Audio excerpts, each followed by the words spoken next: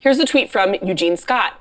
Representative Ayanna Pressley worked to convince Black voters in South Carolina that Warren's expansive view of government action can make a tangible difference in their lives.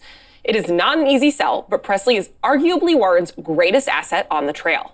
Joining us now from the 2020 trail in New Hampshire is Representative Ayanna Pressley. Good morning. Good morning. Thank you for being here. And before we get into this very, important day out in New Hampshire, we have to ask, have you tried the broom challenge yet? Are you familiar with this trend so far? Admittedly, no. But I'll try it later and I'll report back. Oh, perfect. We look forward to that. Please do. Please do. Well, let's talk about everything that's happening today. So you are on the trail with Senator Elizabeth Warren as the primary is underway. What's the mood like on the ground so far? Yeah, well, first, I just want to say, I've known Elizabeth Warren for almost a decade. I've had the honor of calling her a friend, a partner in good, my senator, and now is one of 3 national co-chairs, which I do think is a testament to so many incredible things about this campaign to do things differently. That there are 3 freshman women who are the chairs of this campaign, Representatives Deb Haaland and Katie Porter, respectively. And so I've been crisscrossing the country, and it feels good. It feels like a movement, and the energy is palpable, and it only continues to grow. And the more that I have the opportunity to introduce people to the Elizabeth Warren that I've known for a decade, and the more people hear of her message of big structural change, and something that's really important to me, her plans, which have been developed in partnership with community with an intersectional lens, the more people come on board. Now, the Democrats have faced scrutiny due to how the Iowa caucus went down. Do you have a sense of how that's impacting voters in New Hampshire today? Honestly, I know it is typical of during this intense caucus period as we gear up for primaries for pundits and many others to speculate and make predictions and to follow the polar coaster. But I'll just say from my own experience, someone who was, quote unquote, down in the polls by 13 points, mere days out from election, and won by decisive 18 points, that Elizabeth Warren is clear-eyed and focused on what's most important, and that is what she's hearing from everyday people, both their ideas about how to best support them, but also about their stories and their struggles, and, that we need to be united and focused on evicting the occupant of this White House. Forget 4 more minutes. We can't afford 4 more years. And speaking of the polar coaster, Senator Warren continues to face some of the biggest fallout from Iowa, according to many of these pundits. And with Klobuchar rising in the polls, it does appear New Hampshire will be a battle today for her. So if the senator can't win in these 2 states, Iowa and New Hampshire, where do you think she can win? And what's the focus for you all after New Hampshire today? Well, the campaign is invested in a robust 31-state grassroots strategy. And, she's been in all of those states. And I do believe that she remains our best chance in the starkest contrast to Donald Trump. She's a woman. We have currently someone who's a go-it-alone narcissist. And, she's a movement and a coalition builder. She's a partner. She keeps her promises. And that matters. It's a deficit of trust in government right now because of broken hearts, because of broken promises, because of broken systems. And so, her mantra to choose hope over fear, and her plans, which offer big structural change, and they are unapologetically aspirational because we need to offer solutions at the scale to which our problems are. And the plans prove that these aspirations are also attainable. So the strategy is just to be head down and to honor, our mantra as Team Warren, and that is to outwork, to outorganize, and to outlast. And we're building a ground game that's built to last. Now, I want to get into a topic that has been prompted a lot of conversation around the early primary states. Iowa and New Hampshire are both places with little racial diversity, causing some candidates with a large support from people of color behind them, like both Warren and Biden, to lose ground. So what has it been like seeing firsthand how this lack of diversity in these early states impacts the race? Well, again, in these early states, it's not to say that there are no diverse communities there, because I've spent time with people from every walk of life in the 6 states that I've been to already. Certainly the demographics will continue to change and to diversify and to grow as we get further along into the calendar. And what I find, again, is that the more I have the opportunity to tell people about the Elizabeth Warren that I know, who's a partner, who keeps her promises, and who's more than an extraordinary teacher, but an even better student. She actively listens and she responds with policy. You know, as a voter, I'm sick and tired of giving politicians and elected officials a pass where they come into communities and try to engage and court an entire constituency through a single issue. The disability community doesn't only care about ADA and IDA. They care about housing justice. Black folks don't only care about reforming the criminal injustice system, which we have disproportionately bore the hurt of. We care about investment in Black entrepreneurs, which she has a plan for, investment in historically Black colleges and universities. We care about race-conscious policies like her housing plan that will reverse the hurt of discriminatory policies like redlining. Women don't only care about reproductive justice and freedom. The LGBTQIA community doesn't only care about marriage equality and transgender accommodations. People don't live in big check boxes. We live in complexity and intersectionality and nuance. And that's what I have found that she has responded with. And that is resonant with people, that she is meeting people where they are, actively listening to them, every note that's handed to her in a selfie line, or she meets someone at a town hall or just on, you know, the main street of whatever place she's in. She's responding thoughtfully, and she's empathetic as she is electable. She knows how to fight. She knows how to win, especially when she's being underestimated. I've seen it up close and personal. Well, Representative Pressley, you are an incredible ally for Senator Warren on the trail so far, but you are also famously a part of the Squad, which is a very, supported left group of women in Congress. But you are the one person in the Squad that isn't on Team Sanders. So talk to us about how that difference in position has impacted you all as a group and as friends. Yeah, well, shout out to that squad, and shout out to my alopecians, my bald squad. I've got a bunch of squads. The squad is big, y'all. Anybody committed to building a more equitable and just world, is a member of the squad. But, so far as my cohorts, my sisters in the struggle and in service, our sisterhood transcends politics. And, this is relational for me. And again, also about someone who has demonstrated that they have an intersectional and racial justice lens, which is very important to me. I've known Elizabeth for a decade. She's been my friend, she's been my partner, and she's been my senator.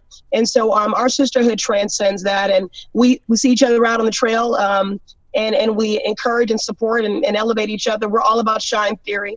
And so, these are our personal choices that we make. For sure. But have you all as a sisterhood talked about the possibility of Warren and Sanders potentially joining together, especially as Buttigieg and Bloomberg continue to feel momentum? That's not what we talk about when we get together.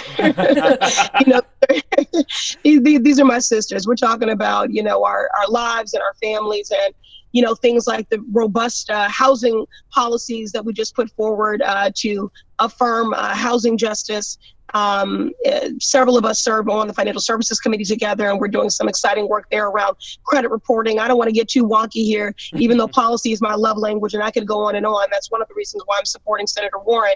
But no, those are not discussions that we've had.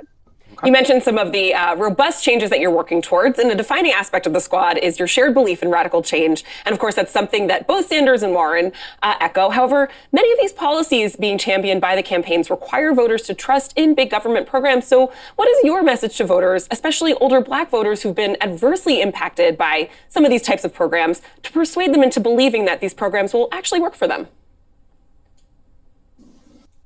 Well, again, Elizabeth is offering big structural change. And I know when people don't go to the polls, it's not because they're ignorant or apathetic and don't know any better.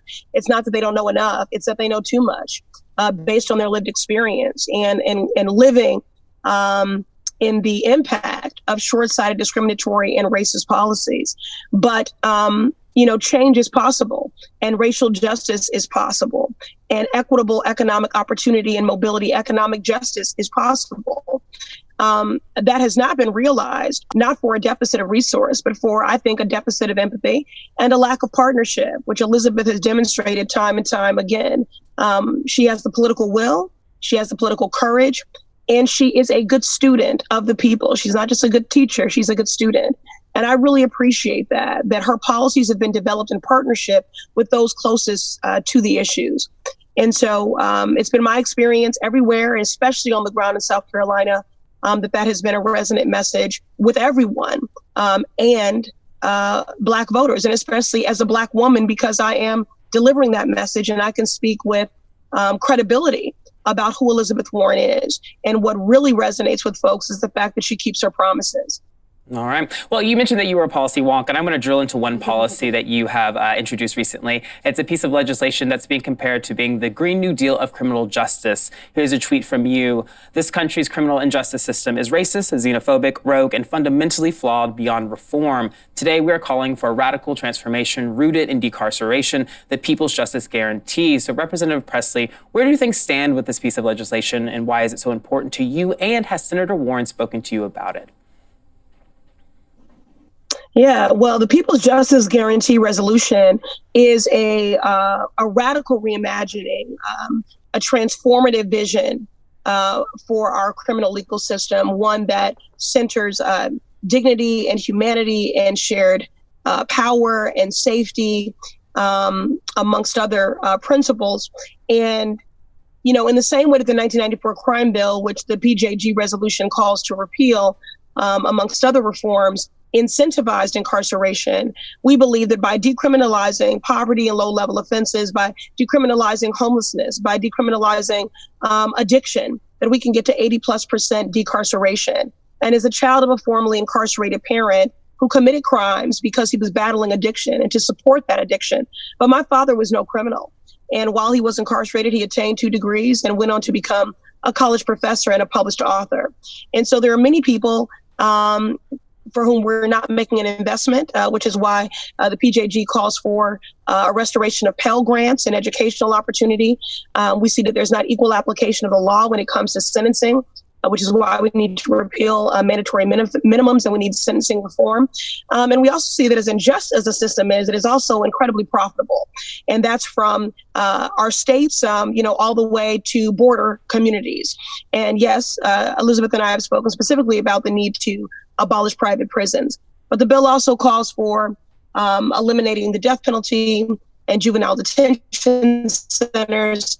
And I could go on and on. And how is it going? It's going great. I think it's disruptive in the best kind of way. We have put forward something that is comprehensive. We had a robust people's process to develop the People's Justice Guarantee resolution, including with incarcerated men and women behind the wall. And it's been endorsed by progressive district attorneys throughout the country, Senate candidates, and in fact, the National Black Law Officers Association. And so I think I have the most important co-sponsor, and that is the people. And so we continue to work to enlist more co-sponsors, and we've been rolling out legislation to begin to codify some of the tenets of the People's Justice Guarantee resolution, like my resolution to abolish the death penalty and my legislation to end push out, the criminalization of Black girls in our schools. Well, moving beyond the campaign and policy, you recently opened up in a moving video on The Root about your experience living with alopecia. Here's a tweet from you responding to recent negative attacks you've faced. Dear trolls, you really think I look like Mr. Clean? Please, he never looked this clean. Sorry, not sorry. My unapologetically rockin' my crown triggers you. Proud alopecian. So what do you make of attacks like this, especially while trying to highlight an issue that so many people face? You know, this is I have these conversations often with my husband and my A team, my dedicated staff, certainly that are protective and wish I would just stay out of my mentions and not pay attention to such things. But it's hurtful and it's certainly disappointing. But I have to say that, you know, those barbs, those insults are in some ways par for the course. You know, as someone doing this work, and who is so transparent. But by and large, the support has been overwhelming. So, you know, those few trolls can't compete with my bald squad and my community of folks, be it because of chemotherapy and, you know, cancer treatments, or because of various forms of alopecia, or simply because of DNA and heredity. You know, the world is used to bald men, but not bald women. And so there's a unique hurt in being a woman who is bald and navigating the world. And, certainly when we have an administration that criminalizes people simply for how they show up in the world, it fans the flames of that. My identity has been weaponized. And so this is just one more thing with which to attempt to make me feel small. But it's so much bigger than me. There are almost 7 million Americans that are living with alopecia. And so by default, I'm grateful that I have the opportunity now to elevate awareness about this issue.